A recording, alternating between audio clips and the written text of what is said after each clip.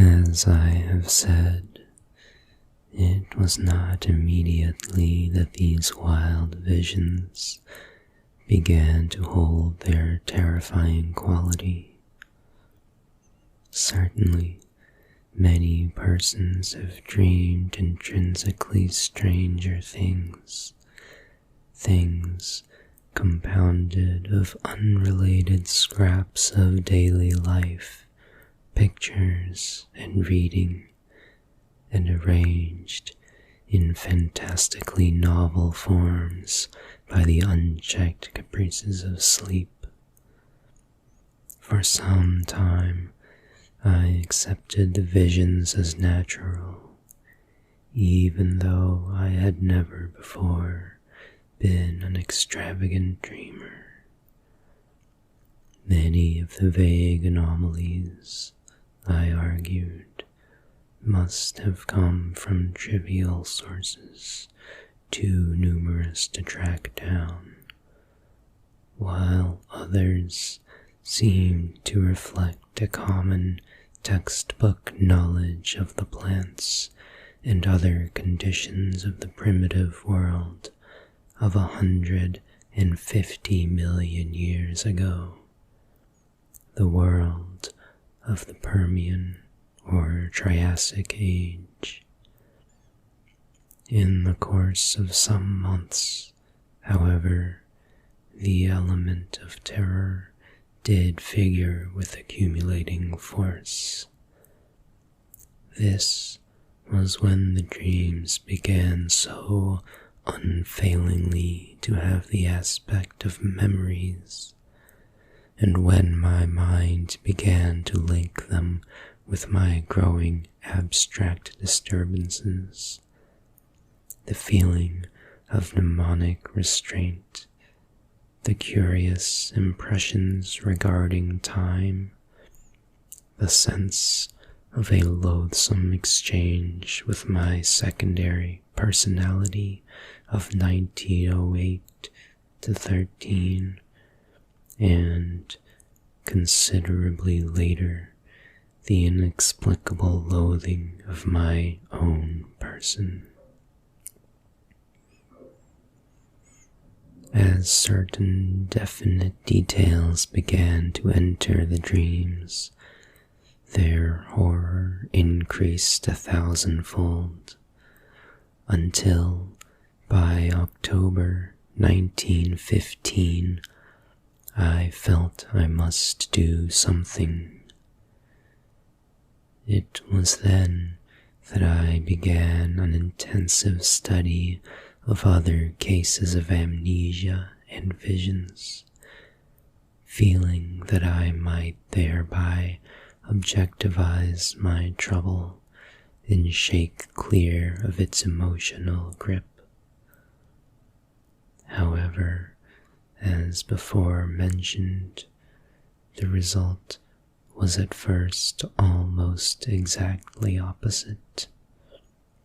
It disturbed me vastly to find that my dreams had been so closely duplicated, especially since some of the accounts were too early to admit of any geological knowledge, and therefore of any idea of primitive landscapes on the subject's part.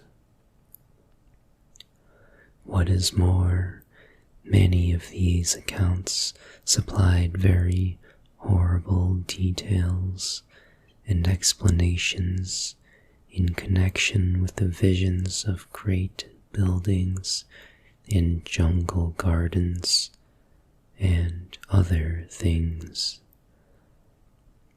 The actual sights and vague impressions were bad enough, but what was hinted or asserted by some of the other dreamers savored of madness and blasphemy.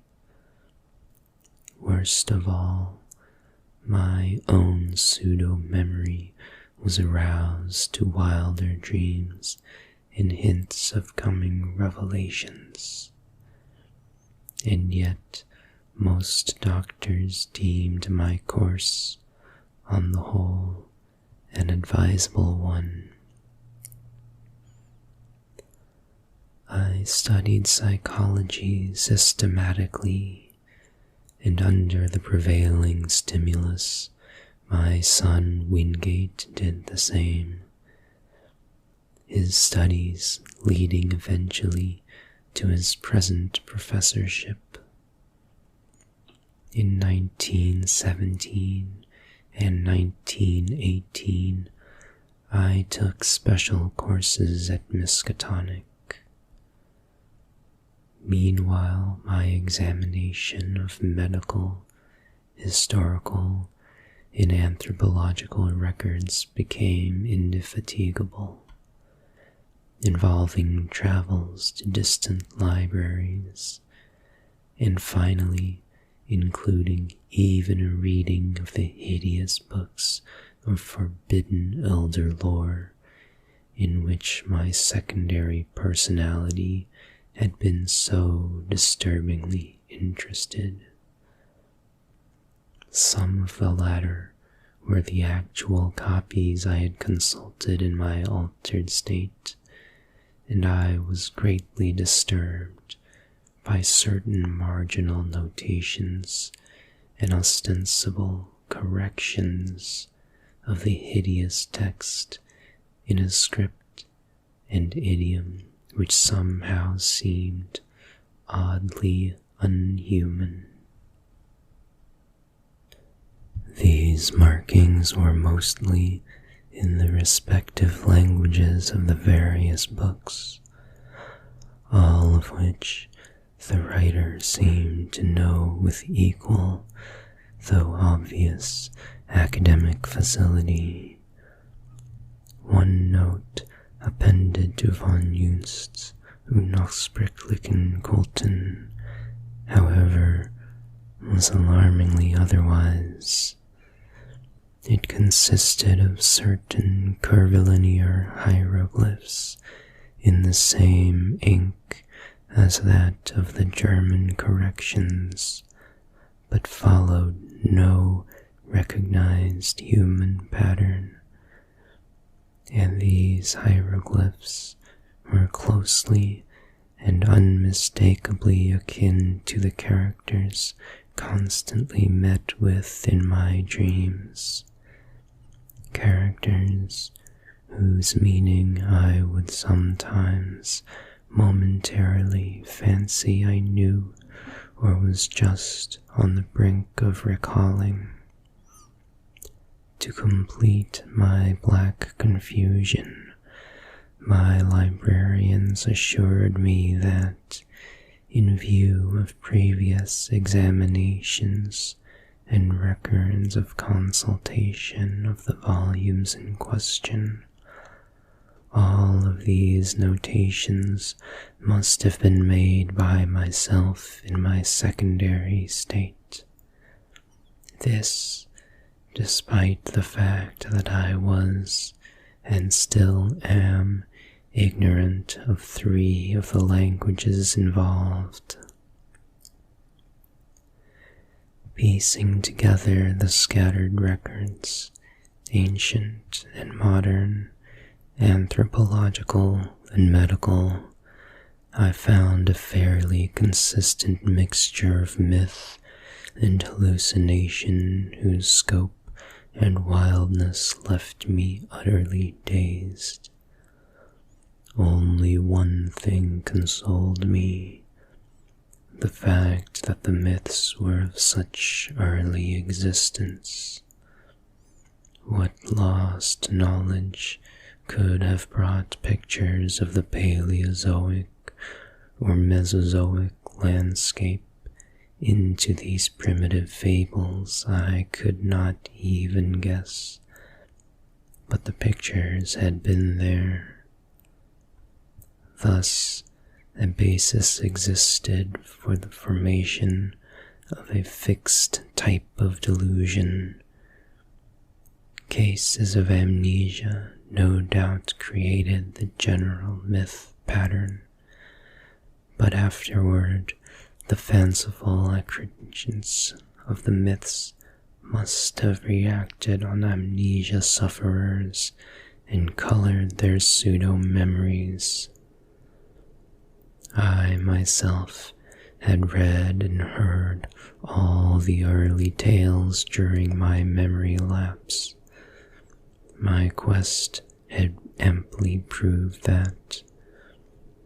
Was it not natural, then, for my subsequent dreams and emotional impressions to become colored and molded by what my memory subtly held over from my secondary state? A few of the myths had significant connections with other cloudy legends of the pre-human world, especially those Hindu tales involving stupefying gulfs of time and forming part of the lore of modern theosophists. Primal myth and modern delusion joined in their assumption that mankind is only one, perhaps the least, of the highly evolved and dominant races of this planet's long and largely unknown career. Things of inconceivable shape, they implied, had reared towards to the sky and delved into every secret of nature before the first amphibian forebear of man had crawled out of the hot sea 300 million years ago. Some had come down from the stars. A few were as old as the cosmos itself. Others had arisen swiftly from terrene germs as far behind the first germs of our life cycle as those germs are behind ourselves. Spans of thousands of millions of years and linkages with other galaxies and universes were freely spoken of. Indeed, there was no such thing as time in its humanly accepted sense. But most of the tales and impressions concerned a relatively late race of a queer and intricate shape resembling no life form known to science, which had lived till only 50 million years before the advent of man. This, they indicated, was the greatest race of all, because it alone had conquered the secret of time. It had learned all things that ever were known or ever would be known on the earth, through the power of its keener minds to project themselves into the past and future, even though gulfs of millions of years, and study the lore of every age. From the accomplishments of this race arose all legends of prophets, including those in human mythology. In its vast libraries were volumes of texts and pictures holding the whole of Earth's annals, histories and descriptions of every species that had ever been or that ever would be, with full records of their arts, their achievements, their languages, and their psychologies. With this eon-embracing knowledge, the great race chose from every era and life form such thoughts, arts, and processes as might suit its own nature and situation. Knowledge of the past, secured through a kind of mind casting outside the recognized senses, was harder to glean than knowledge of the future. In the latter case, the course was easier and more material. With suitable mechanical aid, a mind would project itself forward in time, feeling its dim, extrasensory way till it approached the desired period. Then, after preliminary trials, it would seize on the best discoverable representative of the highest of that period's life forms, entering the organism's brain and setting up therein its own vibrations, while the displaced mind would strike back to the period of the displacer, remaining in the latter's body till a reverse process was set up. The projected mind in the body of the organism of the future would then pose as a member of the race whose outward form it wore, learning as quickly as possible all that could be learned of the chosen age and its massed information and techniques. Meanwhile, the displaced mind, thrown back to the displacer's age and body, would be carefully guarded. It would be kept from harming the body it occupied, and would be drained of all its knowledge by trained questioners. Often it could be questioned in its own language, when previous quests into the future had brought back records of that language. If the mind came back from a body whose language the great race could not physically reproduce, clever machines would be made, on which the alien speech could be played as a musical instrument. The great race's members were immense rugose cones 10 feet high, and with head and other organs attached to foot-thick, distensible limbs spreading from the apexes. They spoke by the clicking or scraping of huge paws or claws attached to the end of 2 of their 4 limbs, and walked by the expansion and contraction of a viscous layer attached to their vast 10-foot bases. When the captive's mind's amazement and resentment had worn off, and when, assuming that it came from a body vastly different from the great race's, it had lost its horror at its unfamiliar, temporary form, it was permitted to study its new environment and experience a wonder and wisdom approximating that of its displacer.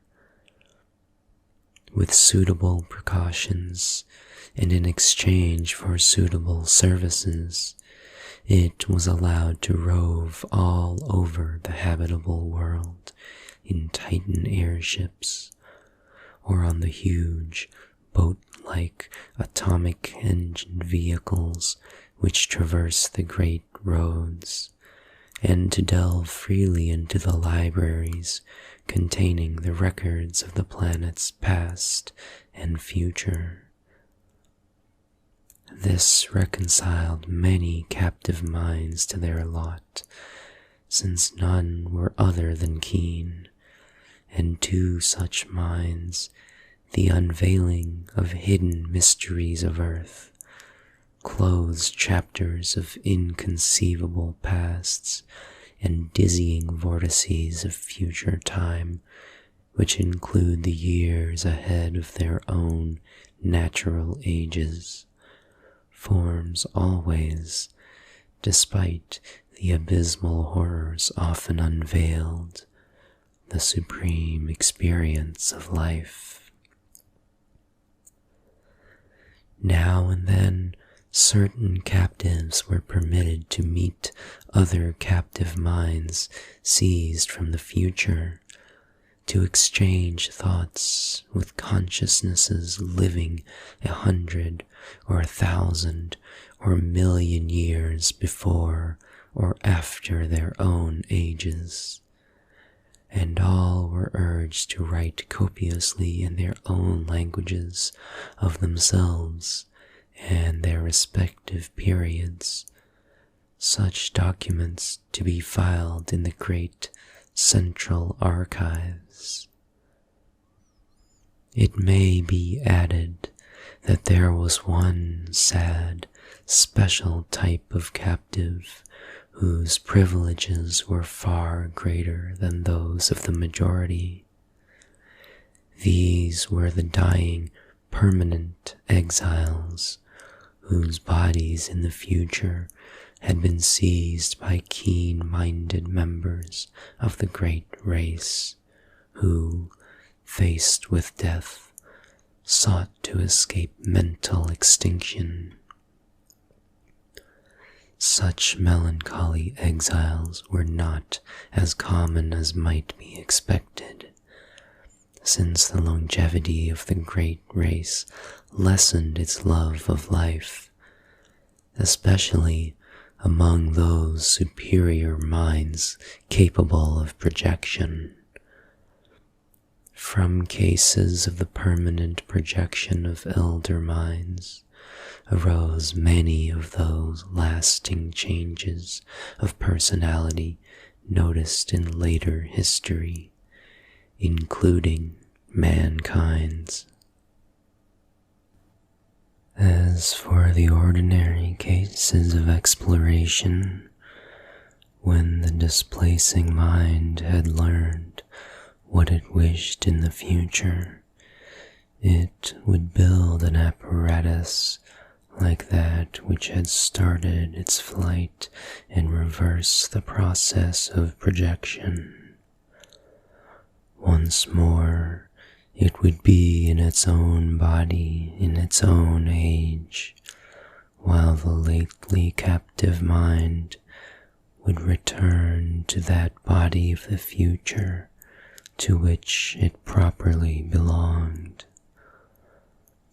Only when one or the other of the bodies had died during the exchange was this restoration impossible. In such cases, of course, the exploring mind had, like those of the death escapers, to live out an alien-bodied life in the future, or else the captive mind, like the dying permanent exiles, had to end its days in the form and past age of the great race. This fate was least horrible when the captive mind was also of the great race, a not infrequent occurrence, since in all its periods that race was intensely concerned with its own future. The number of dying permanent exiles of the great race was very slight, largely because of the tremendous penalties attached to displacements of future great race minds by the moribund. Through projection, arrangements were made to inflict these penalties on the offending minds in their new future bodies, and sometimes forced re-exchanges were effected. Complex cases of the displacement of exploring or already captive minds by minds in various regions of the past had been known and carefully rectified. In every age since the discovery of mind projection, a minute but well-recognized element of the population consisted of great race minds from past ages, sojourning for a longer or shorter while. When a captive mind of alien origin was returned to its own body in the future, it was purged by an intricate, mechanical hypnosis of all it had learned in the great race's age. This because of certain troublesome consequences inherent in the general carrying forward of knowledge in large quantities. The few existing instances of clear transmission had caused, and would cause at known future times, great disasters. And it was largely in consequence of 2 cases of the kind, said the old myths, that mankind had learned what it had concerning the great race. Of all things surviving physically and directly from that eon-distant world, there remained only certain ruins of great stones in far places and under the sea, and parts of the text of the frightful Akkadic manuscripts. Thus, the returning mind reached its own age with only the faintest and most fragmentary visions of what it had undergone since its seizure. All memories that could be eradicated were eradicated, so that in most cases only a dream-shadowed blank stretched back to the time of the first exchange. Some minds recalled more than others, and the chance joining of memories had at rare times brought hints of the forbidden past to future ages. There probably never was a time when groups or cults did not secretly cherish certain of these hints. In the Necronomicon, the presence of such a cult among human beings was suggested, a cult that sometimes gave aid to minds voyaging down from the eons, from the days of the great race. And meanwhile the great race itself waxed well nigh omniscient, and turned to the task of setting up exchanges with the minds of other planets, and of exploring their pasts and futures. It sought likewise to fathom the past years and origin of that black, eon-dead orb in far space, whence its own mental heritage had come. For the mind of the great race was older than its bodily form. The beings of a dying elder world, wise with the ultimate secrets, had looked ahead for a new world and species wherein they might have long life, and had sent their minds en masse into that future race, best adapted to house them, the cone-shaped things that peopled our earth 1 billion years ago. Thus the great race came to be, while the myriad minds sent backward were left to die in the horror of strange shapes.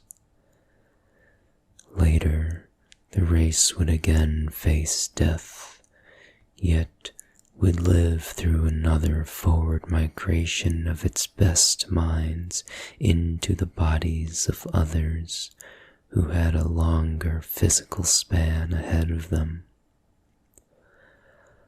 Such was the background of intertwined legend and hallucination, when, around 1920, I had my researches in coherent shape. I felt a slight lessening of the tension which their earliest stages had increased. After all, and in spite of the fancies prompted by blind emotions, were not most of my phenomena readily explainable? Any chance might have turned my mind to dark studies regarding the amnesia. And then I read the forbidden legends and met the members of ancient and ill-regarded cults that plainly supplied the material for the dreams and disturbed feelings which came after the return of memory. As for the marginal notes in dream hieroglyphs in languages unknown to me, but laid at my door by librarians, I might easily have picked up a smattering of the tongues during my secondary state, while the hieroglyphs were doubtless coined by my fancy from descriptions in old legends, and afterward woven into my dreams. I tried to verify certain points through conversation with known cult leaders, but never succeeded in establishing the right connections. At times, the parallelism of so many cases in so many distant ages continued to worry me as it had at first. But on the other hand, I reflected that the excitant folklore was undoubtedly more universal in the past than in the present. Probably all the other victims whose cases were like mine had had a long and familiar knowledge of the tales I had learned only when in my secondary state.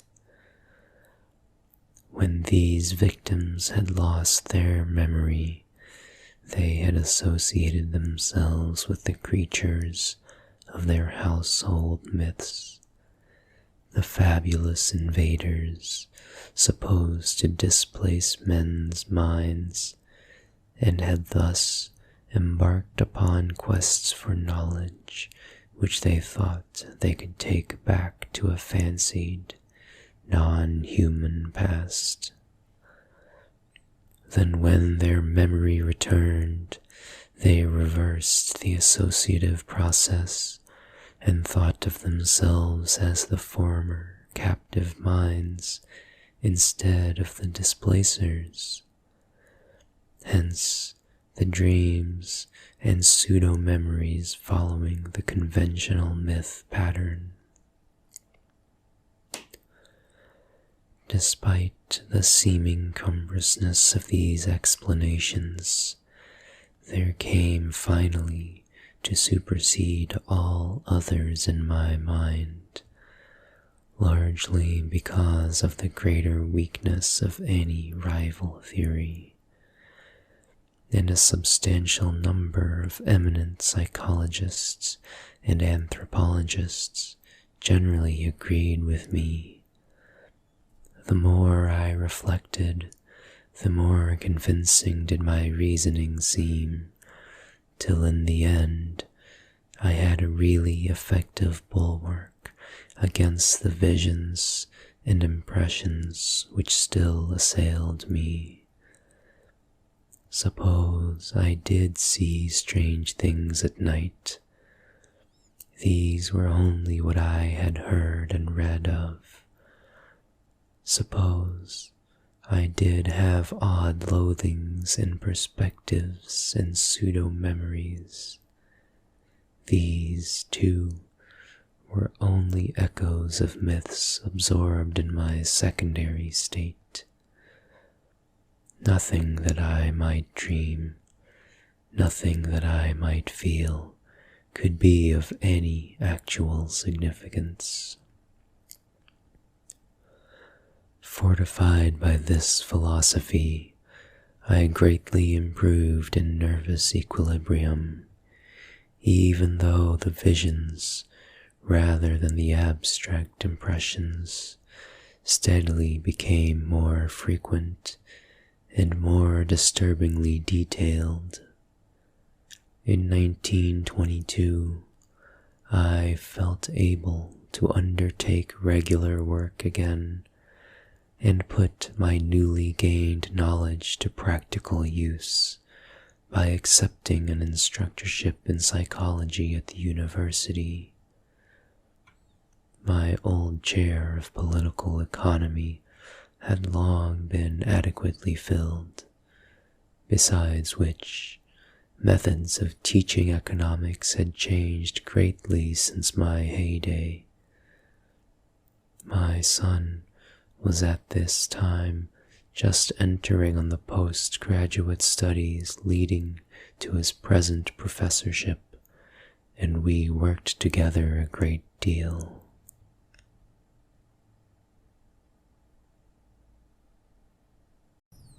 I continued, however, to keep a careful record of the ultra dreams which crowded upon me so thickly and vividly.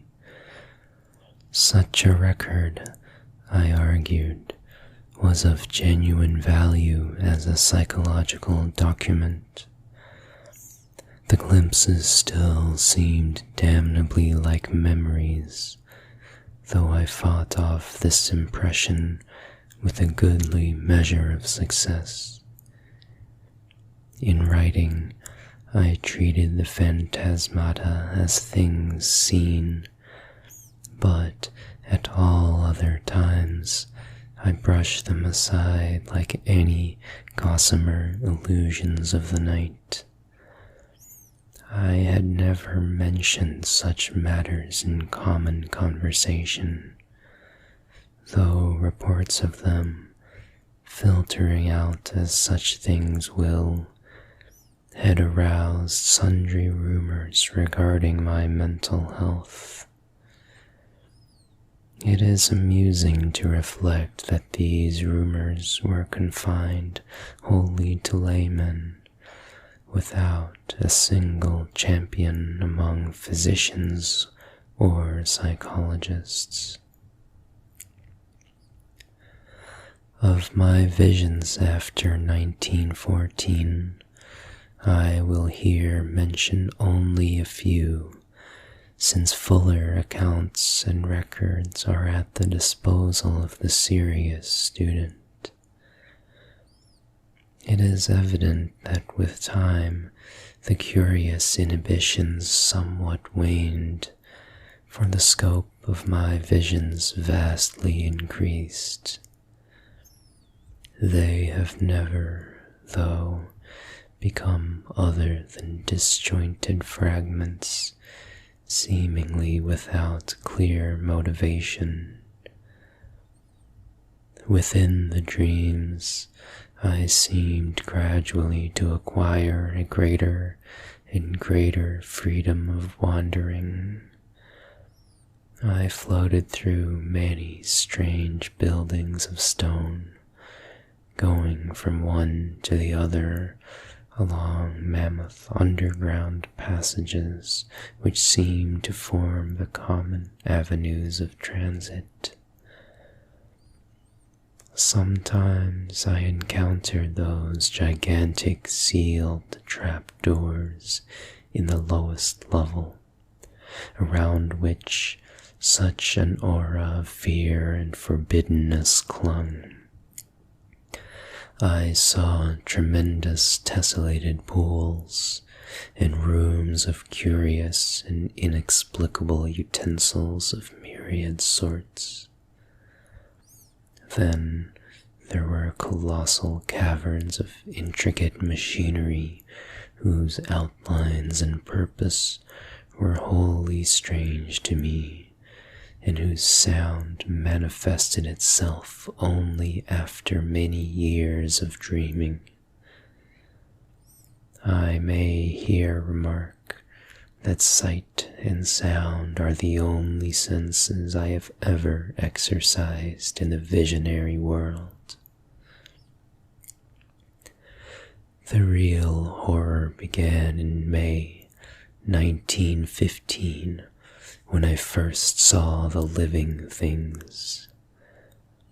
This was before my studies had taught me what, in view of the myths and case histories, to expect. As mental barriers wore down, I beheld great masses of thin vapor in various parts of the building and in the streets below. These steadily grew more solid and distinct, till at last I could trace their monstrous outlines with uncomfortable ease.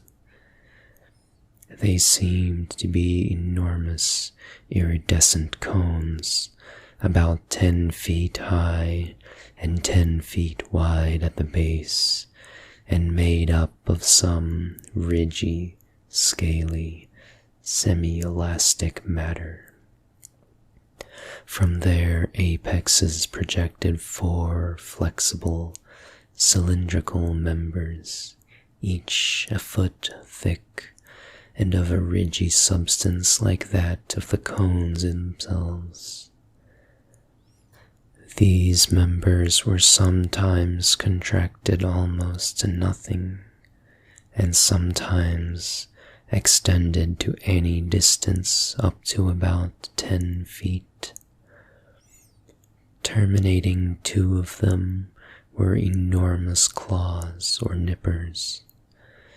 At the end of a third were 4 red, trumpet-like appendages.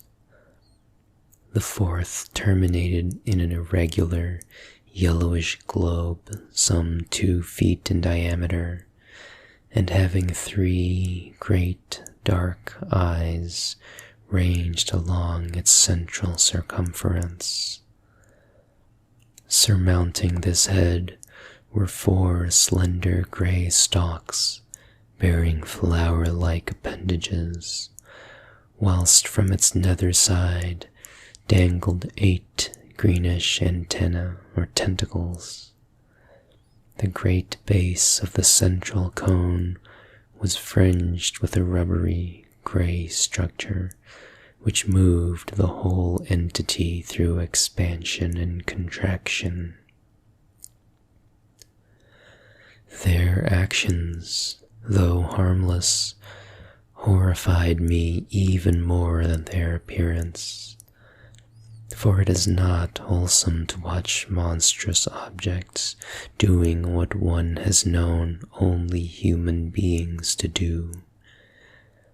These objects moved intelligently around the great rooms, getting books from the shelves and taking them to the great tables, or vice versa, and sometimes writing diligently with a pen-like rod gripped in the greenish head tentacles.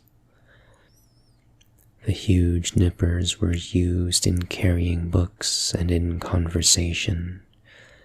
Speech consisted of a kind of clicking and scraping. The objects had no clothing, but wore satchels or knapsacks suspended from the top of the conical trunk. They commonly carried their head and its supporting member at the level of the cone top, although it was frequently raised or lowered. The other three great members tended to rest downward on the sides of the cone, contracted to about 5 feet each when not in use. From their rate of reading, writing, and operating their machines, those on the table seemed somehow connected with thought. I concluded that their intelligence was enormously greater than man's. Afterward, I saw them everywhere, swarming in all the great chambers and corridors, tending monstrous machines in vaulted crypts, and racing along the vast roads in gigantic boat-shaped cars. I ceased to be afraid of them, for they seemed to form supremely natural parts of their environment. Individual differences amongst them began to manifest, and a few appeared to be under some kind of restraint.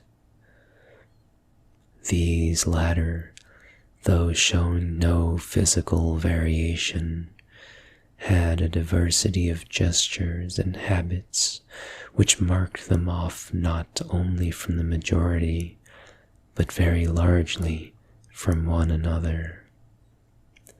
They wrote a great deal in what seemed to my cloudy vision a vast variety of characters, never the typical curvilinear hieroglyphs of the majority.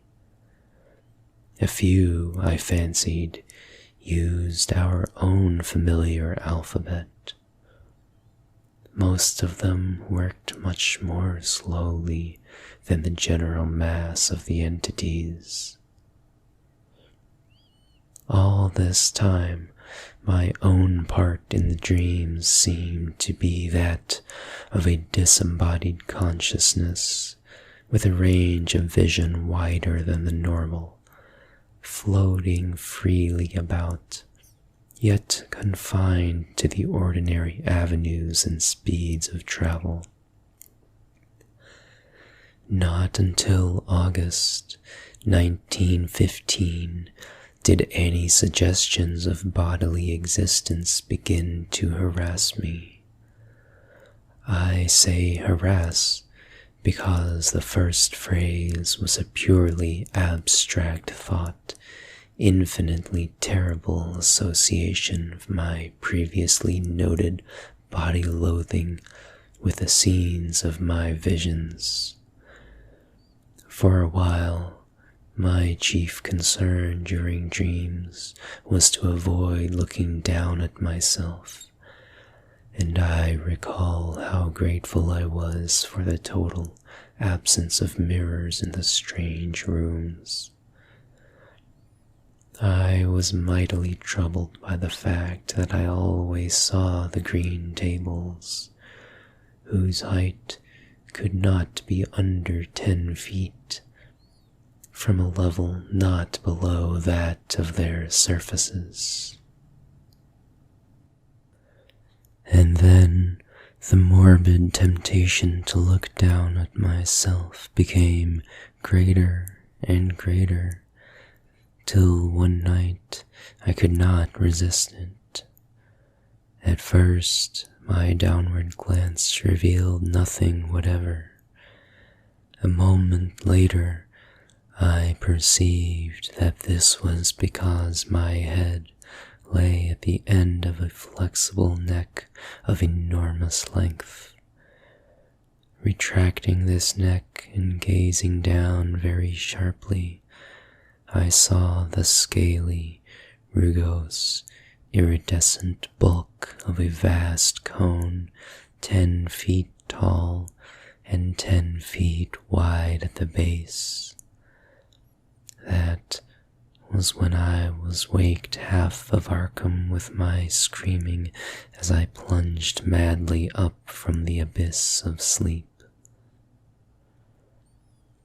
Only after weeks of hideous repetition did I grow half reconciled to these visions of myself in monstrous form.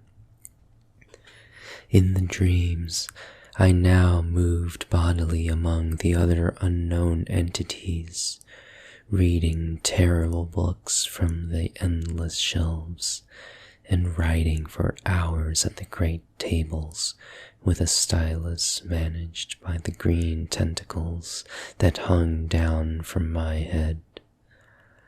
Snatches of what I read and wrote would linger in my memory.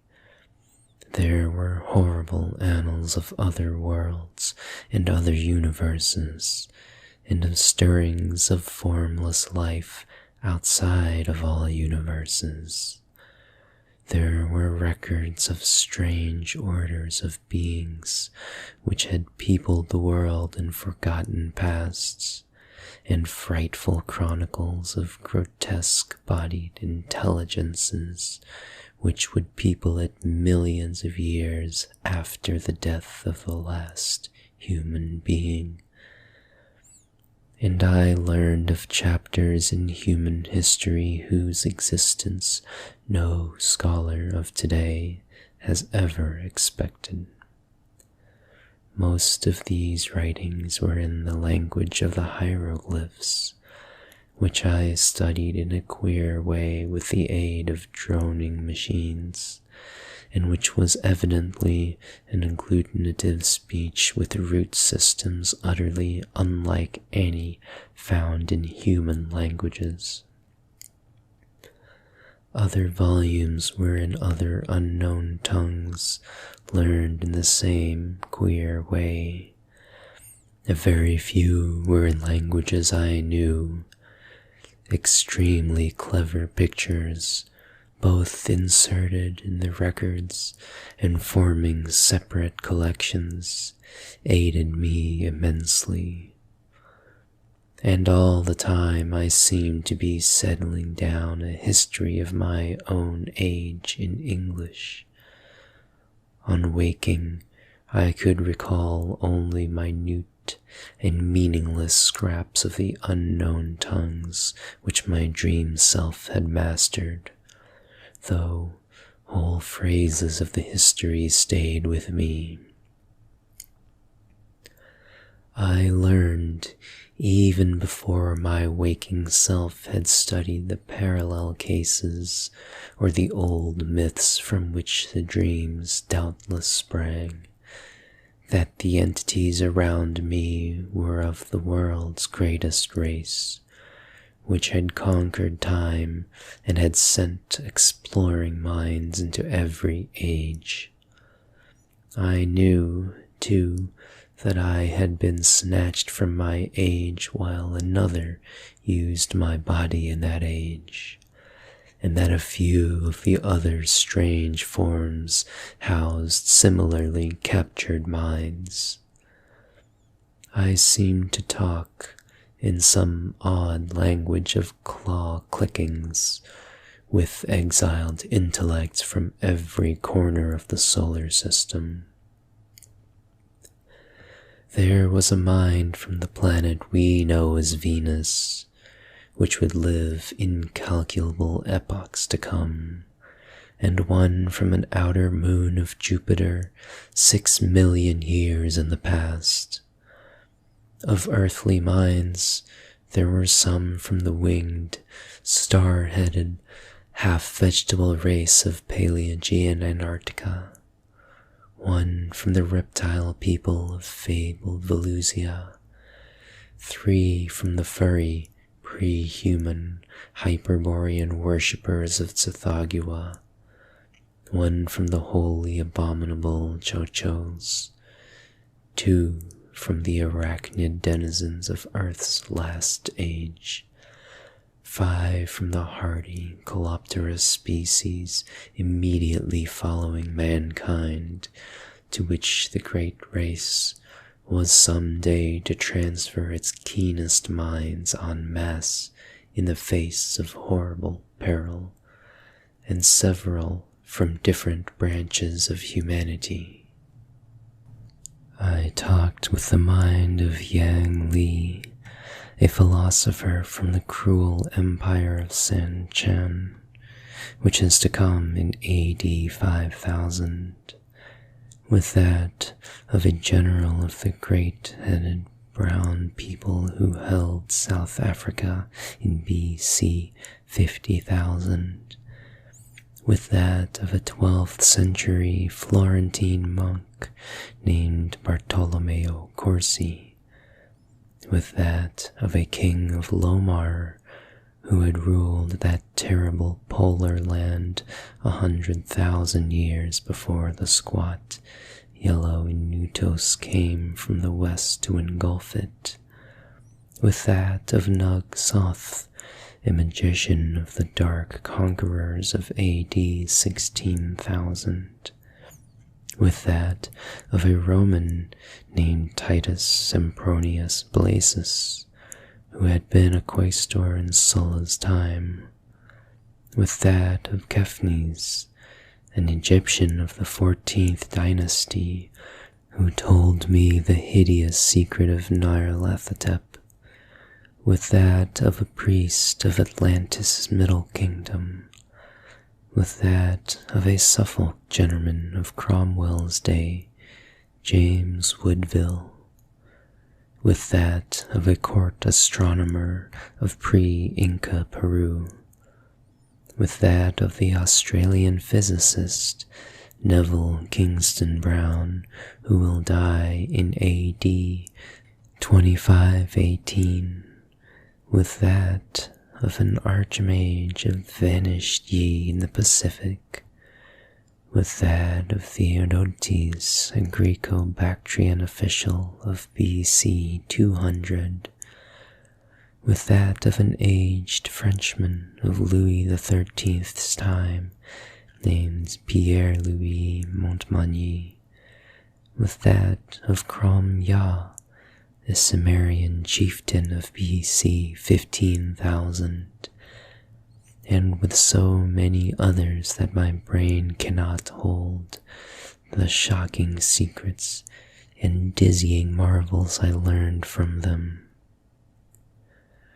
I awaked each morning in a fever, sometimes frantically trying to verify or discredit such information as fell within the range of modern human knowledge.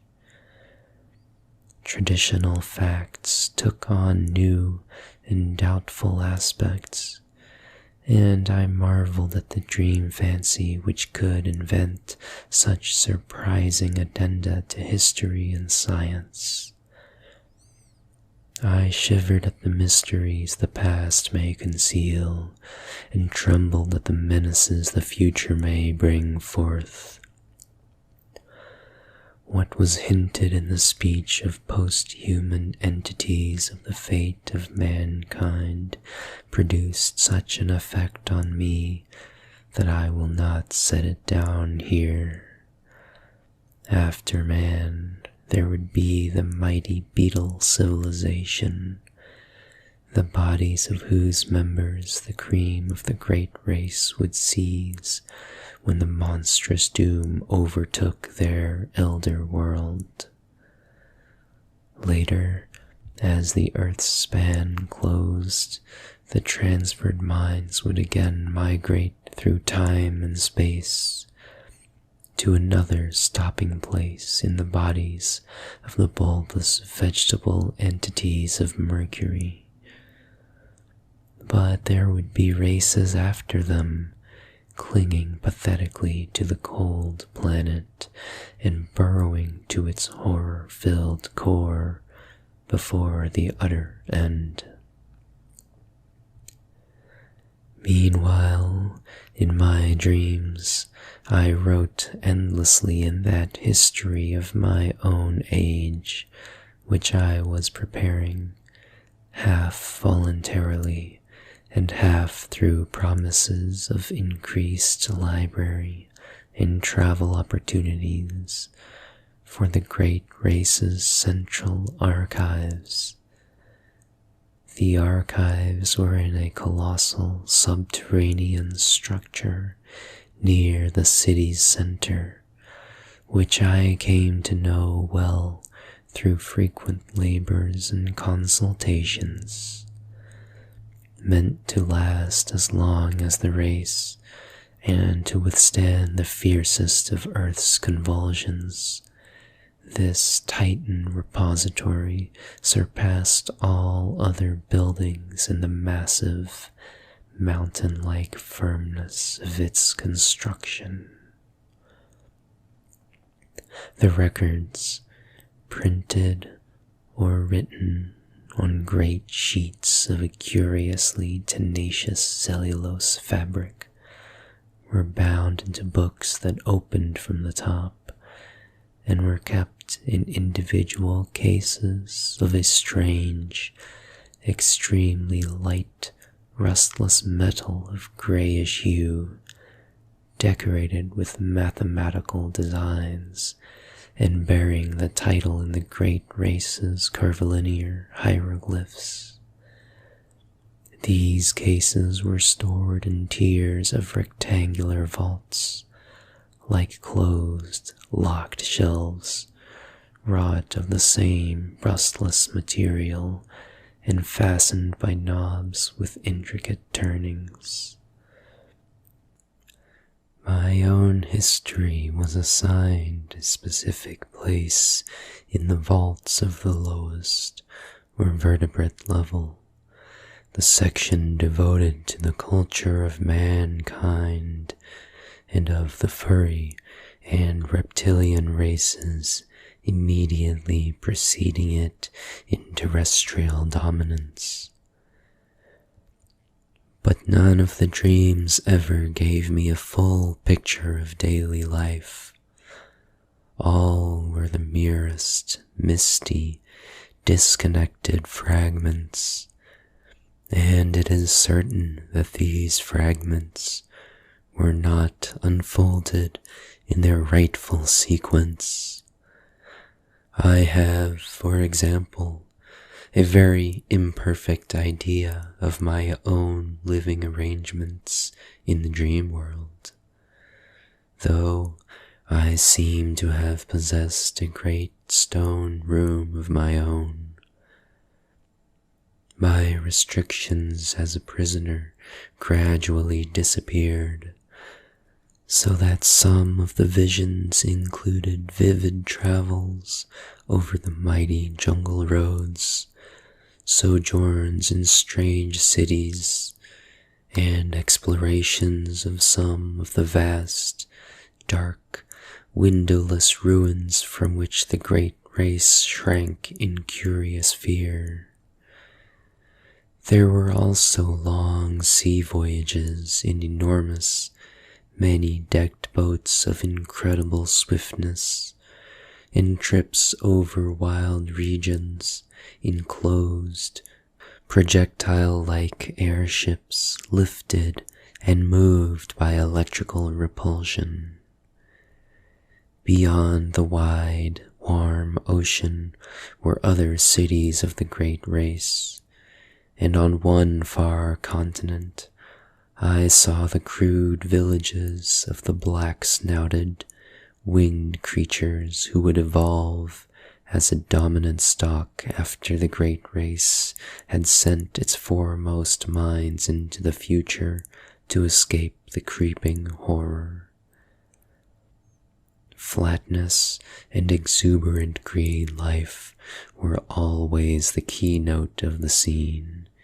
Hills were low and sparse, and usually displayed signs of volcanic forces. Of the animals I saw, I could write volumes. All were wild, for the great race's mechanized culture had long since done away with domestic beasts, while food was wholly vegetable or synthetic. Clumsy reptiles of great bulk floundered in streaming morasses, fluttered in the heavy air, or spouted in the seas and lakes. And among those, I fancied I could vaguely recognize lesser, archaic prototypes of many forms: dinosaurs, pterodactyls, ichthyosaurs, labyrinthodonts, rhamphorhynchi, pliosaurs, and the like, made familiar through paleontology. Of birds and mammals, there were none that I could discern.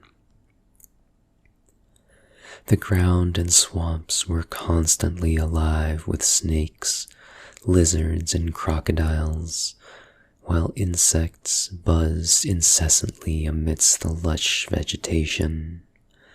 And far out at sea, unspied and unknown monsters spouted mountainous columns of foam into the vaporous sky. Once I was taken under the ocean in a gigantic submarine vessel with searchlights, and glimpsed some living horrors of awesome magnitude. I saw also the ruins of incredible sunken cities, and the wealth of crinoid, brachiopod, coral, and ichthytic life which everywhere abounded.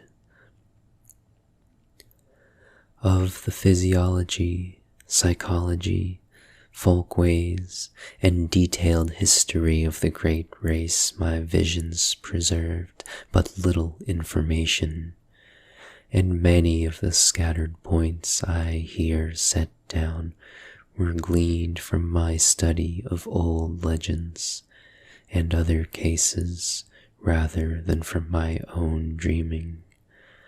For in time, of course, my reading and research caught up with and passed the dreams in many phases, so that certain dream fragments were explained in advance and formed verifications of what I had learned. This consolingly established my belief that similar reading and research, accompanied by my secondary self, had formed the source of the whole terrible fabric of pseudo-memories. The period of my dreams, apparently, was one somewhat less than 150 million years ago, when the Paleozoic age was giving place to the Mesozoic. The bodies occupied by the great race represented no surviving, or even scientifically known, line of terrestrial evolution, but were of a peculiar, closely homogeneous, and highly specialized organic type, inclining as much to the vegetable as to the animal state. Cell action was of a unique sort, almost precluding fatigue, and wholly eliminating the need for sleep. Nourishment, assimilated through the red, trumpet-like appendages on one of the great flexible limbs, was always semi-fluid in many aspects, wholly unlike the food of existing animals. The beings had but two of the senses which we recognize, sight and hearing, the latter accomplished through the flower-like appendages on the gray stalks above their heads, but of other and incomprehensible senses, not, however, well utilizable by alien captive minds inhabiting their bodies. They possessed many. Their 3 eyes were so situated as to give them a range of vision wider than the normal. Their blood was a sort of deep greenish ichor of great thickness. They had no sex, but reproduced through seeds or spores which clustered on their bases and could be developed only underwater. Great shallow tanks were used for the growth of their young, which were, however, reared only in small numbers on account of the longevity of individuals, 3, 4, or 5,000 years being the common lifespan.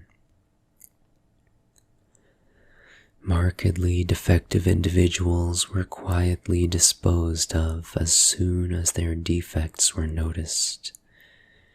Disease and the approach of death were, in the absence of a sense of touch or of physical pain, recognized by purely visual symptoms. The dead were incinerated with dignified ceremonies. Once in a while, as before mentioned, a keen mind would escape death by forward projection in time, but such cases were not numerous. When one did occur, the exiled mind from the future was treated with the utmost kindness till the dissolution of its unfamiliar tenement. The great race seemed to form a single, loosely knit nation or league, with major institutions in common, though there were 4 definite divisions.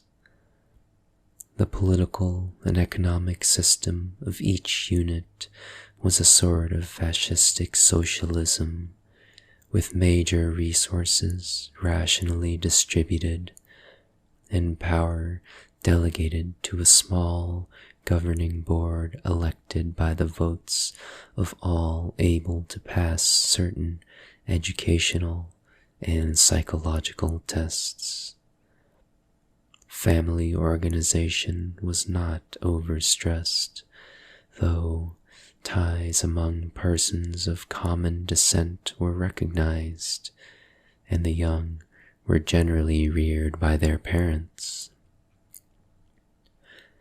Resemblances to human attitudes and institutions were, of course, most marked in those fields where on the one hand highly abstract elements were concerned, or where, on the other hand, there was a dominance of the basic, unspecialized urges common to all organic life. A few added likenesses came through conscious adoption as the great race probed the future and copied what it liked. Industry, highly mechanized, demanded but little time from each citizen, and the abundant leisure was filled with intellectual and aesthetic activities of various sorts. The sciences were carried to an unbelievable height of development, and art was a vital part of life, though at the period of my dreams it had passed its crest and meridian. Technology was enormously stimulated through the constant struggle to survive and to keep in existence the physical fabric of great cities, imposed by the prodigious geologic upheavals of those primal days. Crime was surprisingly scanty, and was dealt with through highly efficient policing. Punishments ranged from privilege deprivation and imprisonment to death or major emotion wrenching, and were never administered without a careful study of the criminal's motivations. Warfare, largely civil for the last few millennia, though sometimes waged against reptilian and octopodic invaders, or against the winged, star-headed old ones who centered in the Antarctic, was infrequent, though infinitely devastating. An enormous army, using camera-like weapons which produced tremendous electrical effects, was kept on hand for purposes seldom mentioned, but obviously connected with the ceaseless fear of the dark, windowless elder ruins, and of the great sealed trapdoors in the lowest subterranean levels. This fear of the basalt ruins and trapdoors was largely a matter of unspoken suggestion, or, at most, of furtive quasi-whispers. Everything specific which bore on it was significantly absent from such books as were on the common shelves. It was the one subject lying altogether under a taboo among the great race, and seemed to be connected alike with horrible bygone struggles, and with that future peril which would some day force the race to send its keener minds ahead en masse in time. Imperfect and fragmentary as were the other things presented by dreams and legends, this matter was still more bafflingly shrouded. The vague old myths avoided it, or perhaps all allusions had for some reason been excised, and in the dreams of myself and others, the hints were peculiarly few. Members of the great race never intentionally referred to the matter, and what could be gleaned came only from some of the more sharply observant captive minds. According to these scraps of information, the basis of the fear was a horrible elder race of half-polypus, utterly alien entities which had come through space from immeasurably distant universes and had dominated the Earth and 3 other solar planets about 600 million years ago. They were only partly material, as we understand matter, and their type of consciousness and media of perception differed wholly from those of terrestrial organisms. For example, their senses did not include that of sight, their mental world being a strange, non-visual pattern of impressions.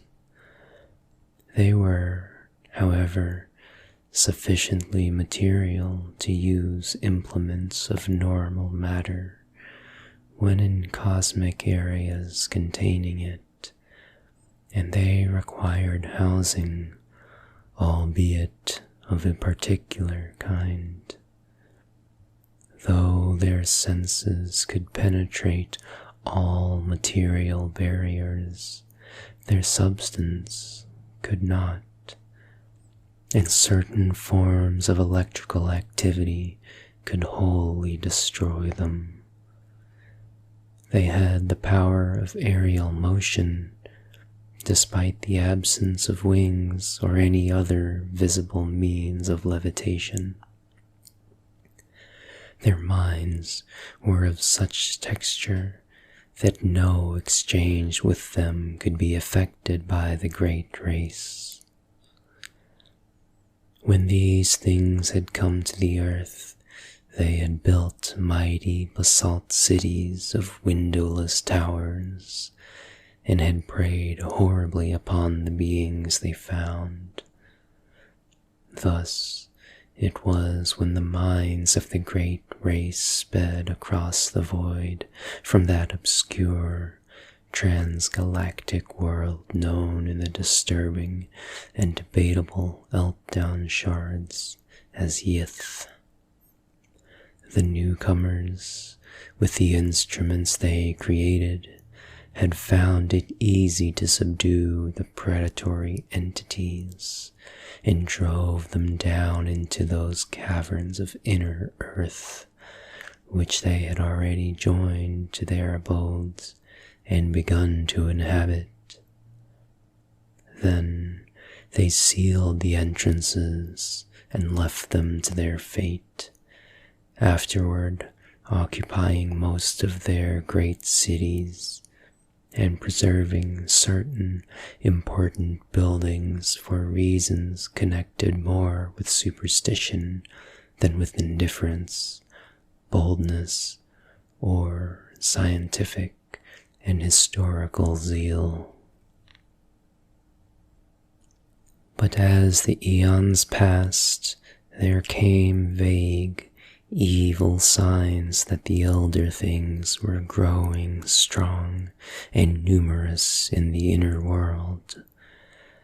There were sporadic eruptions of a particularly hideous character in certain small and remote cities of the great race, and in some of the deserted elder cities which the great race had not peopled. Places where the paths to the gulfs below had not been properly sealed or guarded. After that, greater precautions were taken, and many of the paths were closed forever, though a few were left with sealed trapdoors for strategic use in fighting the elder things if they ever broke forth in unexpected places. Fresh rifts, caused by that self-same geologic change which had choked some of the paths, and had slowly lessened the number of outer world structures and ruins surviving from the conquered entities. The eruptions of the elder things must have been shocking beyond all description, since they had permanently colored the psychology of the great race. Such was the fixed mood of horror that the very aspect of the creatures was left unmentioned. At no time was I able to gain a clear hint of what they look like. There were veiled suggestions of a monstrous plasticity and of temporary lapses of visibility, while other fragmentary whispers referred to their control and military use of great winds. Singular whistling noises in colossal footprints made up of 5 circular toe marks seemed also to be associated with them. It was evident that the coming doom so desperately feared by the great race, the doom that was one day to send millions of keen minds across the chasm of time to strange bodies in the safer future, had to do with the final, successful eruption of the older beings. Mental projections down the ages had clearly foretold such a horror, and the great race had resolved that none who could escape should face it, that the foray would be a matter of vengeance rather than an attempt to reoccupy the outer world. They knew from the planet's later history, for their projections showed the coming and going of subsequent races, untroubled by the monstrous entities. Perhaps these entities had come to prefer Earth's inner abysses to the variable, storm-ravaged surface, since light meant nothing to them. Perhaps, too, they were slowly weakening with the eons. Indeed, it was known that they would be quite dead in the time of the post-human beetle race, which the fleeing minds would tenant. Meanwhile, the great race maintained its cautious vigilance, with potent weapons ceaselessly ready, despite the horrified banishing of the subject from common speech and visible records. And always the shadow of nameless fear hung about the sealed trapdoors and the dark, windowless elder towers.